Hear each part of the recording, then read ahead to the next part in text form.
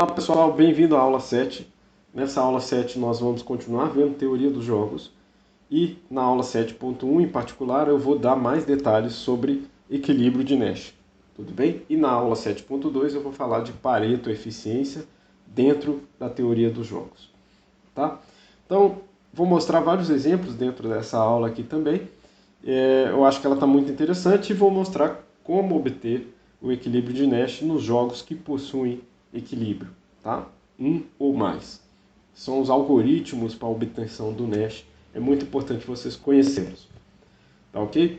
Então, vamos lá para a nossa aula. Eu sou o professor Vitor Sena, esse é o período letivo especial de 2020 do curso de Microeconomia 2 da Universidade Federal de Ouro Preto.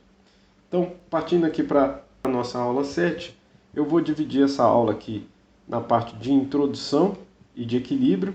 Vou falar um pouquinho de eficiência de Pareto, mas eu vou deixar mais detalhes para eficiência de Pareto para a aula 7.2. Tudo bem? Então vamos ter duas aulas sobre esse slide daqui, tá?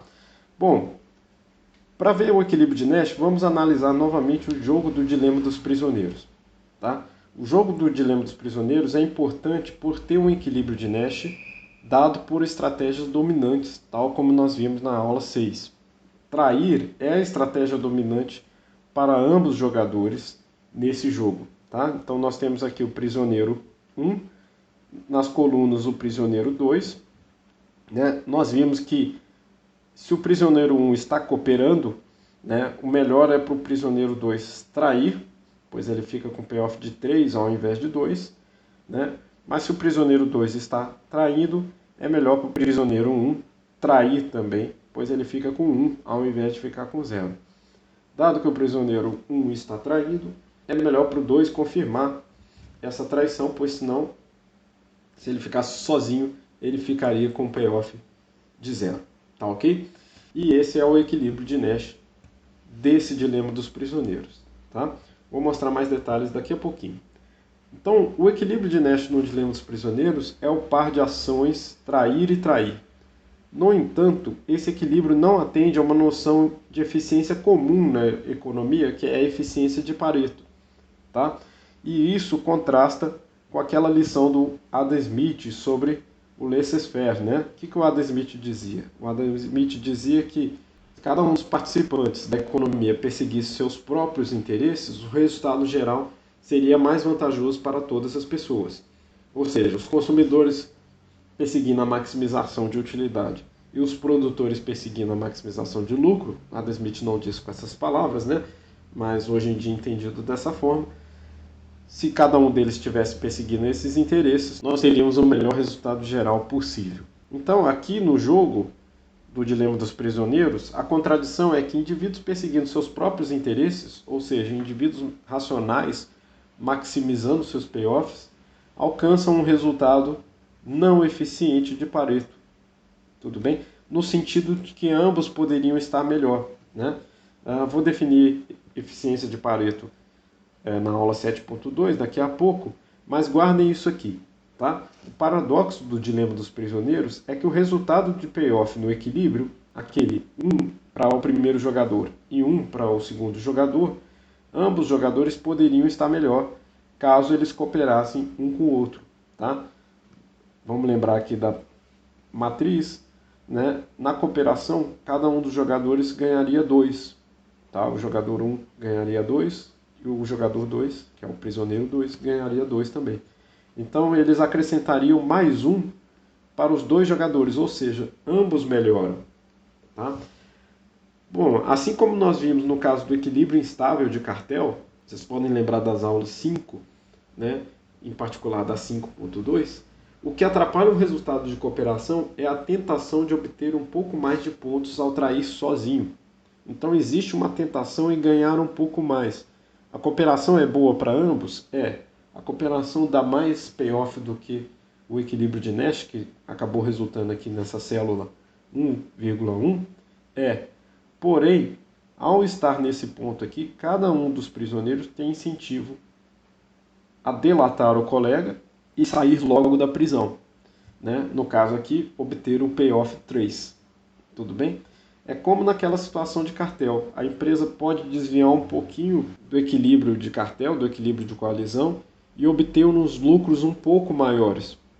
Tudo bem? É uma tentação de trair sozinho. Tudo bem? Bom, alguns textos politicamente incorretos em inglês colocam os payoffs de todo o dilema dos prisioneiros de uma maneira geral com essas letras aqui, tá? Vocês podem ver aquele documentário que eu falei na aula 6, o chamado The Trap, e ele fala um pouquinho sobre isso também, tá?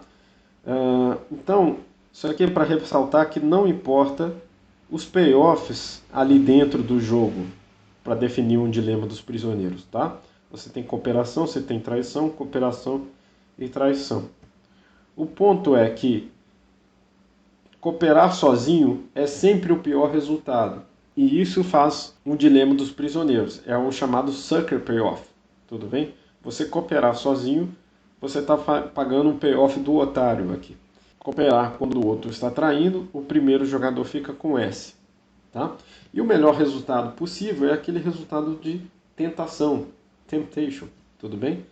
Então, trair quando o outro está cooperando dá um resultado de tentação, que é chamado de T, aqui nessa definição, tá? Como o jogo é simétrico, é claro que o jogador 1 pode ser o traidor aqui quando o outro está cooperando, então ele leva T e o outro fica com o sucker payoff. E no caso deles dois estarem cooperando, a gente chama esse payoff aqui de reward, né?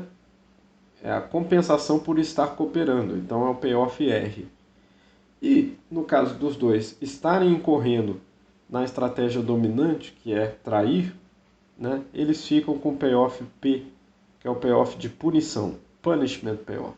Tá? Você está punindo o outro jogador que porventura pode te trair. Tudo bem? O ponto é que basta ter os payoffs dispostos dessa forma numa matriz que você tem um dilema dos prisioneiros na forma de um jogo. Tudo bem? Então, veja só. Você pode colocar qualquer valor aleatório aqui para o payoff S. Tudo bem? Vamos aleatorizar de forma que fique 1.3, por exemplo. Tá? Esse aqui também pode ser bastante aleatório, vamos dizer que 9. O payoff R também pode ser aleatório, porém maior do que o anterior. Tudo bem? Então digamos que seja só um pouquinho maior, não tem problema. 9.1 vai ser maior do que 9 e vira um payoff de reward, de recompensa. Tá? E por último, o payoff de tentação, que pode ser qualquer payoff maior do que 9.1 nesse caso. Então vamos colocar aqui 18.8, por exemplo. Tá? Qualquer valor que obedeça essa ordem esteja disposto daquela maneira que eu mostrei alguns segundos atrás, é um dilema dos prisioneiros. Tudo bem? No caso do começo dessa aula, eu coloquei simplesmente esses payoffs daqui, né? 0, 1, 2 e 3. Tudo bem? Os números inteiros aí a partir do 0 e respeitando essa regra, mas eu poderia ter colocado qualquer payoff desde que essa ordem estivesse respeitada e a gente tivesse uma matriz daquele jeito. Tudo bem? R, R, P, P, S, T, T, S. Tudo bem? Desde que esteja disposto dessa forma, é um dilema dos prisioneiros. Se você lembrar da aula passada, nós vimos 3 diferentes dilemas dos prisioneiros e cada um deles tinha um payoff levemente diferente desses que eu estou passando agora. Bom, eu tenho um exercício aqui que muda o dilema dos prisioneiros só para vocês exercitarem a maneira de achar o equilíbrio de Nash. Tá? Eu vou voltar a esse exercício mais para frente no finalzinho dessa aula para vocês entenderem bem. O ponto é que nem todo equilíbrio de Nash é Pareto ótimo e isso vai ser o assunto da aula 7.2. Tá? Antes de ver esse assunto da relação entre equilíbrio de Nash e Pareto ótimo, vamos ver aqui como achar o equilíbrio de Nash para qualquer jogo. Tá ok? Então vou ensinar para vocês aqui 2 algoritmos para achar o equilíbrio de Nash. Tudo bem? Vou usar a cor azul aqui para começar. Como é que funciona esse algoritmo? Ele é bastante fácil. Basta você dar um chamado start. tudo bem? Esse start é você começar pelo lado de fora, digamos assim, qualquer ação de qualquer jogador. Você pode começar por qualquer jogador, escolhendo uma determinada ação. Mas aí você começa a verificar como o outro jogador que estava esperando esse start vai se comportar, tudo bem? Então vamos fazer aqui o start começando no prisioneiro 2 e vamos dizer que ele decidiu cooperar, tudo bem? Então,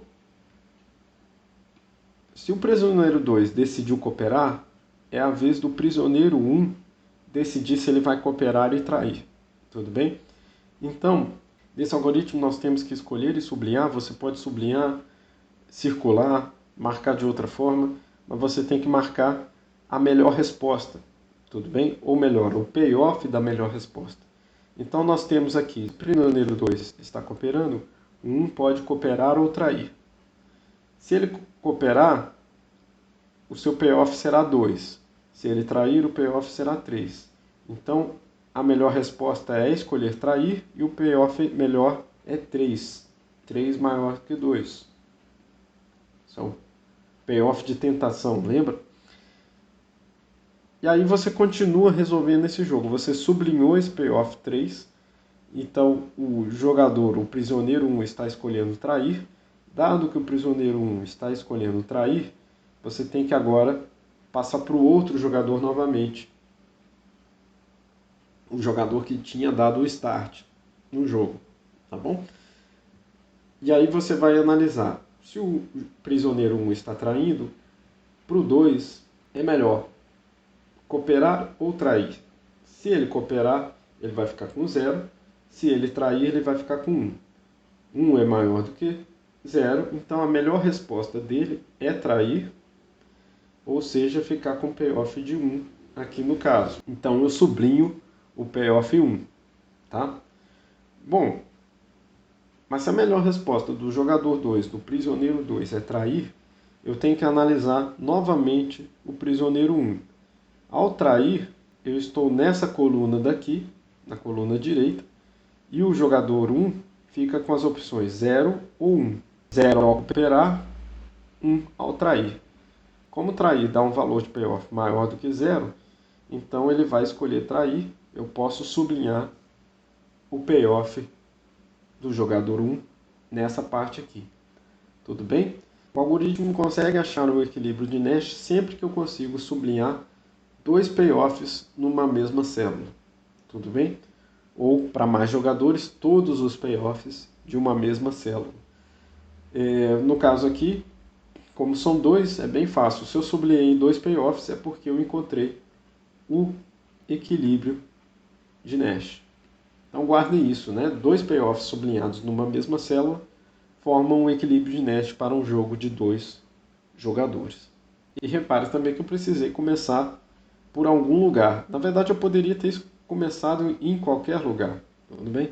Poderia ter começado aqui com cooperar do prisioneiro 1, ou com trair do prisioneiro 1, ou com cooperar do prisioneiro 2, como de fato fizemos, ou com trair do prisioneiro 2. Também poderia ser escolhido como start, tudo bem? Tem um detalhe que eu vou mostrar nos outros exemplos e vocês precisam ficar atentos com isso, tá? Pode ser importante dar mais de um start em determinados jogos. Mas antes disso, deixa eu mostrar um exemplo bastante curioso. Novamente o jogo Joel Santana que nós vimos na aula 6, só que porém um pouco mais estendido, tá? E com os valores um pouquinho diferentes. Então o jogador 1 pode escolher Up and Down e o jogador 2 pode escolher Left, Middle and Right. Tudo bem? Pode escolher 3 opções aqui nas colunas. Tá?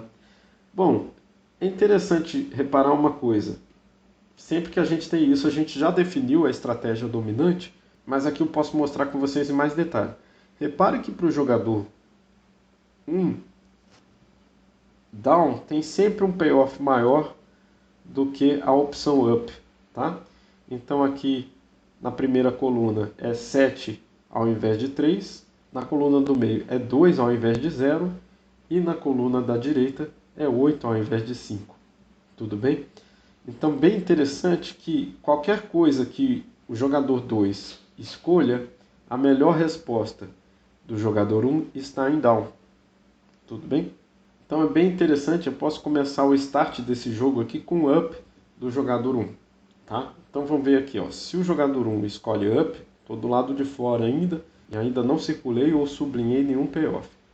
Bom, mas vamos ver qual a melhor resposta para o jogador 2, dado que o jogador 1 escolheu up. Então, veja aqui, tem 7 ao escolher left, 6 ao escolher middle e 4 ao escolher right. Então, como 7 é a melhor opção, ele vai escolher left, a ação que dá esse maior payoff. Sublinho o payoff 7 aqui para o jogador 2. Tudo bem? Bom, mas se o jogador 2 está escolhendo left, o melhor para o jogador 1, como a gente já viu que é uma estratégia dominante, deixa eu pôr as vírgulas novamente aqui, mas eu sublinho o payoff 7 para o jogador 1, escolhendo down na coluna da esquerda. Tudo bem? Bom, mas se o jogador 1 escolhe down, veja que a melhor opção para o jogador 2 é escolher middle, pois 9 é maior do que 1 e é maior do que 5. Então o jogador 2, nesse caso, vai escolher middle. Se o jogador 2 está escolhendo middle, o melhor que o jogador 1 pode fazer, afinal é a estratégia dominante, é escolher down, ficando com payoff de 2. Repare aqui que eu circulei 2 payoffs nessa célula do meio e embaixo. Ou seja, esse é o equilíbrio de Nash desse jogo. 2 payoffs sublinhados numa mesma célula para um jogo de apenas 2 jogadores. Bom, mas esse jogo é curioso, pois ele tem uma estratégia dominante para o jogador 1, não é mesmo? Então ele sabe que sempre escolhendo down, ele fica com payoffs maiores, tá ok? Então não tem nem muito o que ver o jogador 2 escolhendo left, middle ou right, tudo bem? Em homenagem ao Joel Santana. Ele pode simplesmente jogar down, e ele sabe que se ele estiver jogando down, qualquer opção que o jogador 2 escolha, ele vai estar com o payoff melhor possível. Então existe outra forma de ver equilíbrio nesse tipo de jogo, que é considerar que um dos jogadores tenha uma estratégia dominante, então o jogador racional vai escolher sempre aquela. Se o jogador 2 conhece os payoffs, como nós estamos assumindo desde a aula 6, e sabe que o jogador 1 vai sempre jogar down, ele pode eliminar as ações que são dominadas nesse jogo, tudo bem? Então eu posso apagar a primeira linha e ficar apenas com a segunda linha a ser considerada pelo jogador 2, tudo bem? Então ele nem precisa considerar o up do jogador 1, pois ele sabe que essa estratégia up é dominada. Então ele tem que considerar apenas a última linha, jogando aqui as palavras para baixo, left, middle and right, tá ok? E ele vai ver que nessa célula aqui ele tem que decidir realmente por middle, tudo bem? Então eu posso eliminar as colunas dominadas após eliminar a coluna up do jogador 1. Então eu elimino left também para o jogador 2 e right. Então com eliminações sucessivas eu também consigo achar o equilíbrio de Nash desse jogo. Curioso, né? Então sempre que existe uma estratégia dominante, eu posso tirar todas as estratégias dominadas desse jogo e trabalhar no jogo só com as estratégias dominantes, tá? Convém reparar também que no Dilema dos Prisioneiros, trair é uma estratégia dominante para os 2 jogadores, tá? A gente vai ver que jogos que possuem estratégia dominante para todos os jogadores possuem apenas um equilíbrio de Nash, um único equilíbrio de Nash, pois só existe uma estratégia dominante para cada um deles, então não tem o que escolher, isso vai confluir apenas para uma célula, essa célula para a qual todas as opções dominantes confluem é o equilíbrio de Nash. Tudo bem? Bom, mas vamos voltar na versão Joel Santana que eu mostrei na aula 6. Tudo bem? Então, a versão Joel Santana que eu mostrei na aula 6 era levemente diferenciada, tinha up, down, left, right. Tudo bem? Aqui a gente pode começar por qualquer lugar, como eu disse. Vamos começar novamente por up, pelo jogador 1. Se o jogador 1 escolhe up, está na vez do jogador 2 decidir left ou right, e aí ele vê que right tem um payoff maior, que é 1 ao invés de 0, então ele vai escolher a opção right. Eu vou sublinhar o payoff 1 aqui para o jogador 2. Bom, se o jogador 2 está escolhendo right, o jogador 1 vai ter que considerar os payoffs de up, que é 2 nesse caso, e 4 nesse caso, na coluna da direita, e aí ele vai escolher a opção down para ficar com payoff de 4. Tudo bem? Bom, mas se o jogador 1 está escolhendo down, é a vez do jogador 2 decidir novamente se ele vai confirmar o right ou mudar para left. Então ele vai ver que no left ele fica com payoff de 1, caso ele está nessa linha de baixo, ou 0, no caso ele escolha right nessa linha de baixo. 1 é maior do que 0, então ele vai sublinhar, eu vou sublinhar aqui o payoff de left quando o jogador 1 está escolhendo down. Então, repare que o jogador 2 muda a sua opção para left. Então, nós temos que considerar novamente o jogador 1. E o jogador 1 vai ver que quando ele joga up, nesse caso, ele fica com 4. E quando ele joga down, ele fica com 2. Então, quando eu estou considerando essa coluna à esquerda, a ação que dá maior payoff para o jogador 1 é escolher 4. E aí ele vai escolher a estratégia up. E novamente é a vez do jogador 2, dado que o jogador 1 escolheu up, escolher. Mas vocês já devem ter visto que a gente já passou por essa situação. Ou seja, quando eu sublinho um payoff para apenas um jogador em todas as células do jogo, quer dizer que eu fiquei ciclando nesse jogo e não consegui encontrar o equilíbrio de Nash. Então a gente poderia continuar aqui e você verá que a gente continuaria infinitamente nesse jogo sem nunca circular 2 payoffs numa mesma célula, tudo bem? Então sempre que acontece isso de ficar ciclando infinitamente no jogo, nós dizemos que esse jogo não tem equilíbrio de Nash, tá ok? A gente vai fazer uma distinção mais para frente entre ação e estratégia pura e estratégia mista, tá? Então eu estou falando aqui só de estratégia pura, mas o que vocês estão vendo na tela é a estratégia pura. E esse jogo não tem equilíbrio de Nash em estratégia pura. Tudo bem? Depois a gente vai ver o detalhe do que vem a ser estratégia mista e vocês vão entender um teorema mais forte de que todo jogo tem equilíbrio de Nash, pelo menos na estratégia mista. Mas considerando o que a gente está vendo aqui na tela, esse jogo não tem equilíbrio de Nash, tá ok? A gente fica ciclando e nunca consegue encontrar 2 payoffs numa mesma célula. Tudo bem? Bom, deixa eu passar para um exemplo muito interessante aqui de um jogo que é chamado jogo de caça ao cervo, tudo bem? Eu gosto de chamar também de uma versão modificada, que é o jogo de caça ao mamute. Tá? Pensa numa sociedade de caçadores e coletores, onde a raça humana tinha que caçar bichos muito grandes, né? E nessa caça a bichos muito grandes, esses bichos eram difíceis. O mamute, por exemplo, precisava de mais de um homem para abatê-lo, tudo bem? Você precisava de pelo menos 2 ou mais pessoas para caçar um mamute. Em compensação, caçar um coelho era fácil para cada indivíduo fazer. Então cada pessoa poderia caçar um coelho, e caçar coelho era fácil. Aqui nesse jogo, caçar coelho é um resultado certo. Vamos analisar esse jogo de forma devagar, pois é a primeira vez que nós estamos vendo, tá bom? Então nós temos o jogador 1 aqui de azul, ele pode escolher caçar o coelho ou caçar o mamute, tudo bem? Se ele caça o coelho, repara aqui que ele fica sempre com um payoff de 1. Então caçar o coelho é um resultado certo nesse jogo. Caçar coelho garante um payoff de 1, tudo bem? Mas caçar mamute dá um resultado muito grande quando o outro jogador está caçando mamute também, mas pode não ser bem sucedida quando o jogador 2 não está caçando mamute. E, novamente, aquela questão de comunicação aparece aqui, tá? O jogador 1 não tem como comunicar ao jogador 2 que ele vai caçar um mamute, tá? Digamos que o jogador 1 mora numa aldeia mais afastada, o jogador 2 mora numa outra aldeia mais afastada, eles não têm como comunicar um com o outro, eles têm que decidir caçar o mamute e ir lá ao caçar o mamute, eles vão ver se tem outro caçador para colaborar ou não. Tudo bem? Repara aqui que eu estou dizendo colaborar, mas esse é um jogo que continua sendo um jogo não cooperativo, que é a característica de todos os jogos que nós veremos em teoria dos jogos em Micro 2.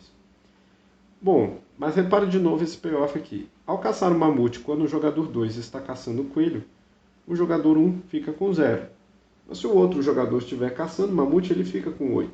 Então, payoff bem maior do que simplesmente caçar o coelho. Não é legal? Esse jogo é simétrico, então os payoffs para o jogador 2 são simétricos nas colunas. Tudo bem? Então, os mesmos payoffs que o jogador 1 obtém aqui para as linhas, o jogador 2 obtém para as colunas. Tá ok? Bom, vamos tentar achar o equilíbrio de Nash para esse jogo. Então, como eu falei, a gente pode começar de qualquer lugar. Vamos dar o start aqui com o jogador 2 escolhendo caçar coelho. Tá? Se o jogador 2 está escolhendo caçar coelho, é a vez do jogador 1 decidir se ele vai caçar coelho ou vai caçar mamute. Tudo bem? Então, quando o jogador 2 está em coelho, ao caçar coelho, o jogador 1 garante payoff de 1. Se ele fosse caçar mamute, ele ficaria com payoff de 0. Então a estratégia da melhor resposta é realmente caçar coelho. Sublinhei aqui o payoff de 1 para essa melhor resposta, quando o jogador 2 está caçando coelho. Bom, agora temos que analisar para o jogador 2. Se o jogador 1 está caçando coelho, o jogador 2 pode escolher caçar coelho ou caçar mamute. No caso, se ele caçar mamute, quando o jogador 1 está caçando coelho, ele fica com 0. Mas se ele caçar coelho também, ele garante o resultado de 1. Esse é o payoff.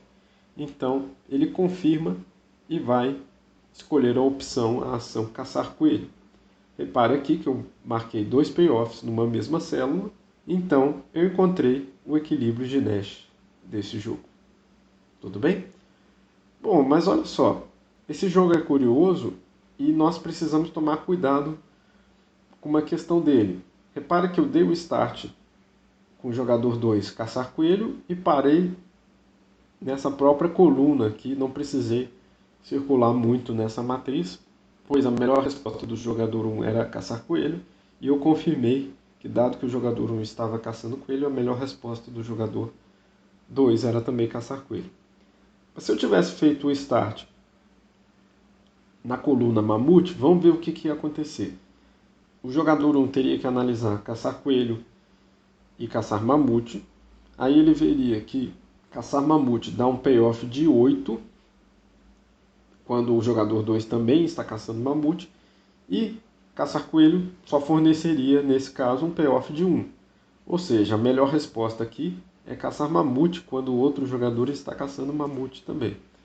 Então vamos ver, se o jogador 1 está caçando mamute, a melhor resposta para o jogador 2 tem que ser analisada entre caçar coelho e ficar com 1 e caçar mamute e ficar com 8. Então para ele também a melhor resposta é caçar mamute nesse caso. E acabamos de achar um outro equilíbrio de Nash desse jogo. Então esse jogo possui 2 equilíbrios de Nash. Tudo bem? Então aqui tem uma questão para o nosso algoritmo, né? Tomem cuidado para não começar em um lugar e assim que achar o equilíbrio de Nash, parar o algoritmo, né? Então, para garantir que o algoritmo consegue achar mais de um equilíbrio em jogos que possuem mais de um equilíbrio em estratégias puras, você precisa percorrer o chamado start em todas as colunas desse jogo, ou em todas as linhas, caso você escolha começar com o jogador 1. Tá? Então escolha o jogador que tem menos opções e dê o start para cada uma das ações que esse jogador tem que fazer. Assim você estará garantindo que vai sempre encontrar o equilíbrio de Nash, mesmo que exista mais de um equilíbrio de Nash. O risco aqui é os alunos se confundirem, achar que só existe um equilíbrio de Nash nesse jogo, quando na verdade existem 2. Tudo bem? Vamos usar esse princípio nesse outro jogo aqui, que é uma replicação de um jogo bem genérico que eu usei na aula 6. Tá? Novamente, você pode começar por qualquer lugar, mas como o 2 tem menos opções aqui, vamos começar pela opção F. Tudo bem? Se o jogador 2 está escolhendo F, o melhor para o jogador 1 é escolher A, pois ele vai ficar com payoff de 1.3, 1,3 aqui ao escolher A. Se ele escolhe A, chegou a vez do jogador 2 decidir entre F e G novamente, F dá um payoff de 1.6, enquanto G dá um payoff de 0.6. Então é melhor ele ficar em F e obter o maior payoff nesse caso. Então já vimos aqui que sublinhamos dois payoffs numa mesma célula, encontramos um equilíbrio de Nash para esse jogo. Tá? Bom, mas será que é o único equilíbrio de Nash desse jogo? Para isso nós precisamos verificar, né? Vamos verificar então a coluna G. Se o 2 escolhe a coluna G, a melhor ação para o jogador 1 seria escolher a linha B, ficando com payoff de 1.5. Se o jogador 1 está escolhendo a linha B, o melhor para o jogador 2, nesse caso, é confirmar a opção G, pois ao invés de 0.4 ele está ficando com 1.6. E veja que nesse caso nós sublinhamos também dois payoffs numa mesma célula. Esse é o outro equilíbrio de Nash desse jogo. Então esse jogo também possui dois equilíbrios de Nash. Nós sabemos que são os dois únicos equilíbrios de Nash desse jogo, pois nós já percorremos as duas colunas disponíveis do jogador 2. Tudo bem? Bom, vale a pena eu mostrar para vocês um outro algoritmo para achar os equilíbrios de Nash nesse jogo, tá? E isso envolveria percorrer todas as células da matriz, tá?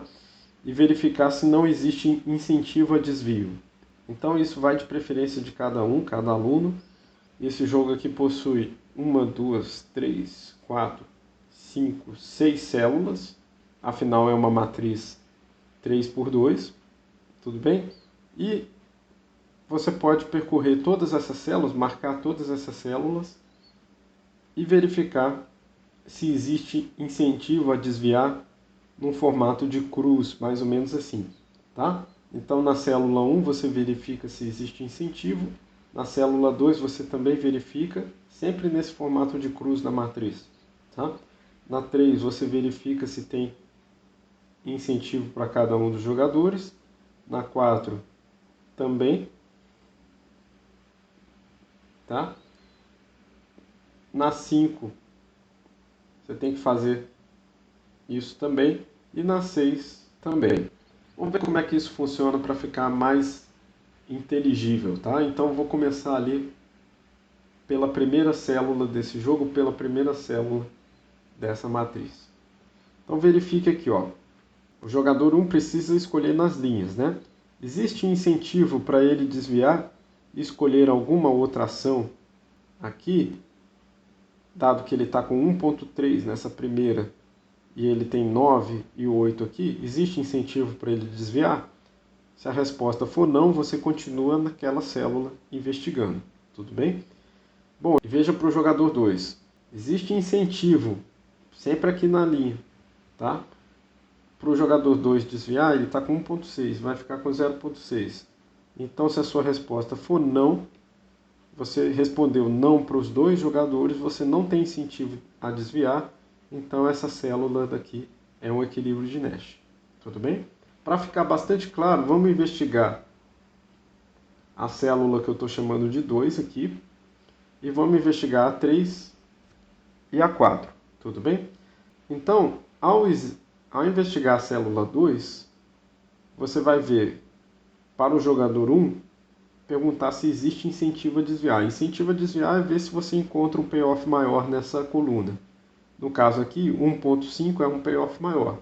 Então, sim, existe incentivo a desviar. Basta apenas um jogador ter incentivo a desviar, que essa célula não poderá ser equilíbrio de Nash. Tudo bem? Então, já descartamos o equilíbrio de Nash na célula 2. Mesma coisa na célula 3. Tudo bem? Existe incentivo a desviar tanto pelo jogador 1 quanto para o jogador 2, né? Então, sim, existe incentivo a desviar, Se existe incentivo a desviar, essa célula 3 não poderá ser equilíbrio de Nash. Tudo bem? Finalizando, eu poderia fazer para todas as células, né? Mas levaria mais tempo. Deixa eu fazer para essa célula aqui, que é a célula 4. E aí você vai ver, olhando o jogador 1, ou o jogador azul, existe incentivo a desviar, quer dizer, encontrar maior payoff nessa coluna? Você olha para cá e vê que 1 é menor do que 1.5, então não. Olha para baixo, você vê que 1.4 é menor do que 1.5, então não. Então você responde não, não há incentivo a desviar. Olhando para o jogador 2, você tem que sempre encarar essa mesma linha que está na célula 4. Então, olhando para essa mesma linha, você compara 1.6 com 0.4. Existe incentivo a desviar? Não, não existe incentivo a desviar. Novamente, se você respondeu não para os dois jogadores, 2 ou mais, se você estiver analisando um jogo com 3, 4, 5 ou mais jogadores, se você responder não para todos eles, isso é um equilíbrio de Nash. Não há incentivo a desviar, já está no equilíbrio da melhor resposta. Repara aqui que é uma melhor resposta condicionada ao que o outro jogador está fazendo. Tudo bem? Vamos ver o último jogo de exemplo dessa aula, ou 2 últimos jogos, tudo bem? Que é o jogo dos centavos, tá? E o jogo do par ou ímpar, tudo bem? No jogo dos centavos consiste em você pegar uma moeda e jogar cara ou coroa. O outro jogador também vai pegar uma moeda e escolher cara ou coroa. Nesse lado aqui está o jogador que nós chamamos de jogador de lados iguais. Se as duas moedas são cara, o jogador de lados iguais ganha a moeda do adversário.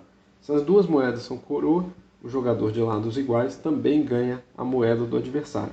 Então ele fica aqui com uma moeda a mais. O jogador de lados opostos ganha quando é o contrário. Quando as duas moedas são diferentes, uma é cara e outra é coroa, o jogador de lados desiguais ganha essa moeda, fica aqui. Tá? Ou quando o primeiro jogador tem coroa e o segundo jogador tem cara, esse jogador das colunas também ganha a moeda, fica com payoff aqui. Tá bom? Você pode usar qualquer um desses dois algoritmos que eu ensinei nessa aula e você verá que você ficará ciclando nesse jogo infinitamente. Ou seja, esse jogo não possui equilíbrio de Nash em estratégia pura. Tudo bem? Mesma coisa ocorre com o jogo de par ou ímpar, que é muito parecido com esse jogo dos centavos.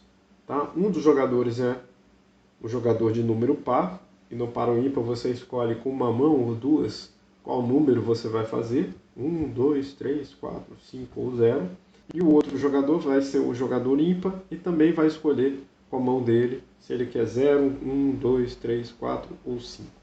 Tudo bem?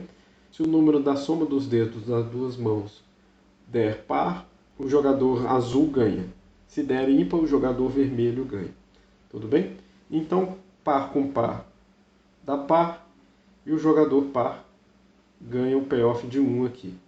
Ímpar com ímpar dá par também, o jogador azul ganha o payoff de 1. Sempre que der uma combinação par e ímpar ou ímpar par, o jogador vermelho ganha o payoff de 1.